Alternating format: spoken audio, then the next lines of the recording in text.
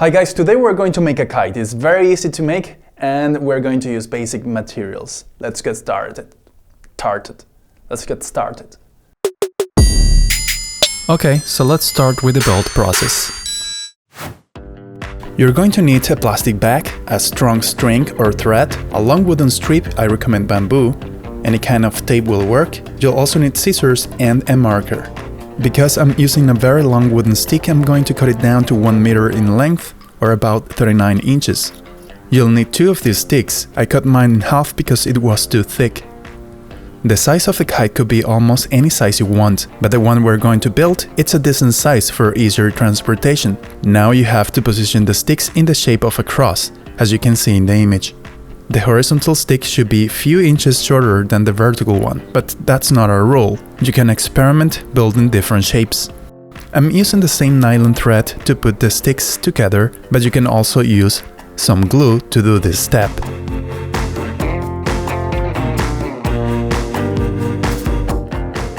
Using a saw, we're going to cut some notches at the end of the sticks so that it's easier to place and tie the strings for the next step. If you don't have a saw, you can use a metal file or sandpaper. Using the same string, we're going to tie it at the end of the sticks and create a perimeter and add some tension.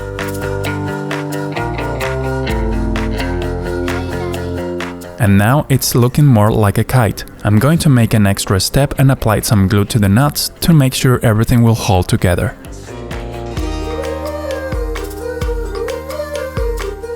And now we're going to deploy the material we're going to use to cover the kite. In my case, this plastic bag, which is biodegradable. That way, if it flies away and get lost, it will decompose anywhere without contaminating the planet. Although you may ask yourself, why the heck would I care about the planet? In fact, we are all part of the planet just like apples are part of an apple tree. Millions of kilograms of plastic end up in the sea, only to break into smaller plastic particles called microplastics, which then are eaten by the fish, and then we eat them for dinner. These microparticles of plastic get into our bodies, and after a long period of time we start getting weird diseases. And then we ask ourselves, why is this happening to us? Back to the build process of a kite. I'm just going to need 1 layer of this plastic, so I have to cut the plastic bag to be able to use that single layer. Then I place the frame of the kite on top of the plastic so I can trace the shape with a marker and then cut it out.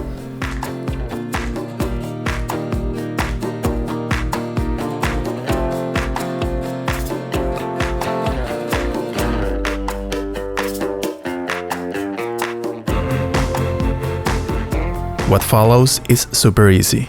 Simply put the tape to fix the covering of our kite. If you're using paper, you can also use tape, or alternatively, you can use glue.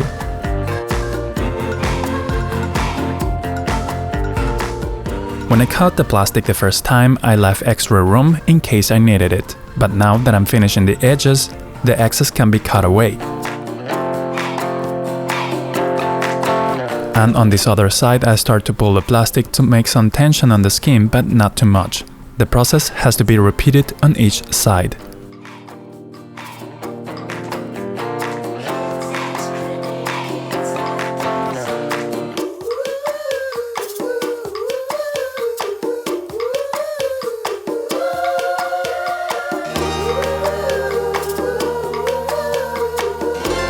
There's one material left we need and I haven't mentioned it, and it's some fabric to make the tail. We're going to cut a long tail out of this fabric of approximately 2 meters or 79 inches long. The length of the tail can be also determined by the weight of it. The tail doesn't have to be too heavy, and in case you are using plastic which is very light, you can make a longer tail. The tail will make the kite more stable and point into the right direction of the wind. Now we attach the tail and we finally go to the last step. The last step is simply attach the string to the kite in the correct way to have a better control of it. I'm going to attach it at 2 points. I'm going to make the knots in the vertical stick. The first one on the top at about 1/4 from top to the intersection of the cross.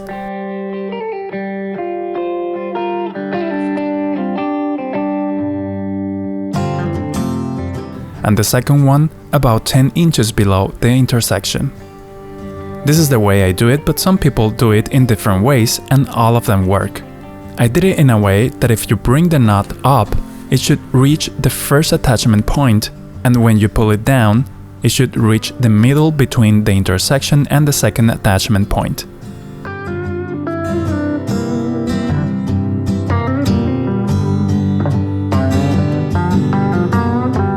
And in that central knot, we attach the main reel of string.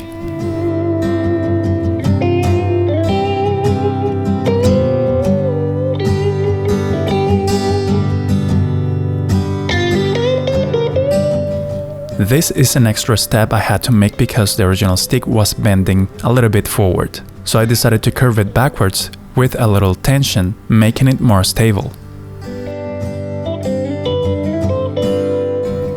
And finally, our kite is completely ready. All it takes is to go out and fly it.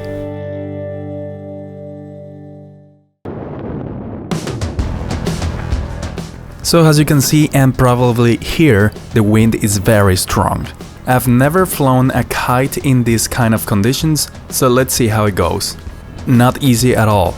Some people recommended me making the tail heavier and longer. At the moment I didn't have anything to make the tail longer, so I put some weight on it. And still didn't work. I figured out that the wind was not only strong but also turbulent. So the wind direction changed quickly, making a lot of turbulence and making it impossible to make this kite fly.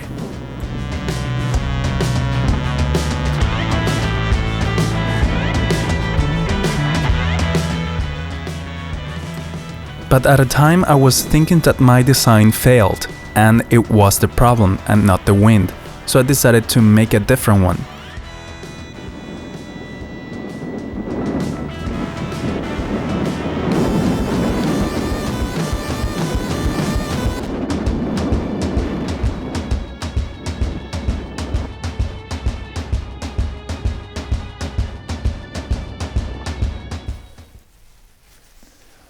Okay, I wasn't expecting this, but as you saw, the weather is very crazy. The wind is very strong for this kite, so I made another one.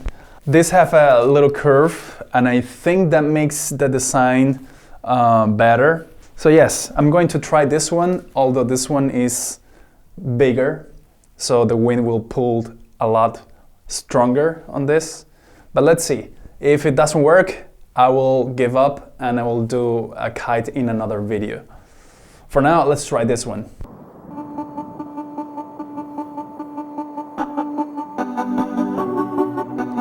And here it is. At the beginning it was flying okay and it was promising a lot. But again, when the winds started to get faster and stronger, things went wrong again.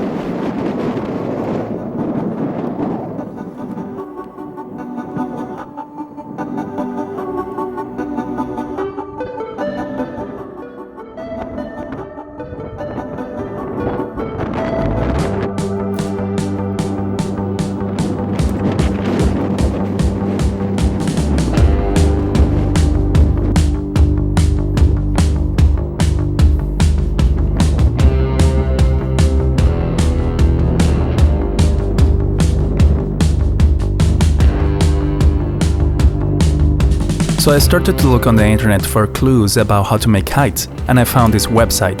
This person specializes in this hobby, but the designs are similar to the ones that I have built, at least the basic ones. In that website you will find a lot of information on how to make different designs. I'll leave the link in the description below. So after all, I think that the wind is the responsible for these unsuccessful flights. So I didn't give up yet, and I made another design from this website, which is supposed to fly better in strong wind conditions. I made it in a smaller scale to make it faster and easier to control.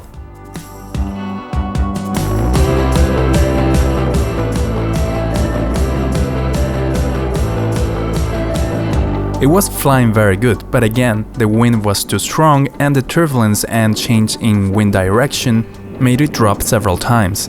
So at this point I'm not going to make any other kite until another video and when the weather settles a little bit. For now, I hope you enjoyed this video and I'll see you in the next project.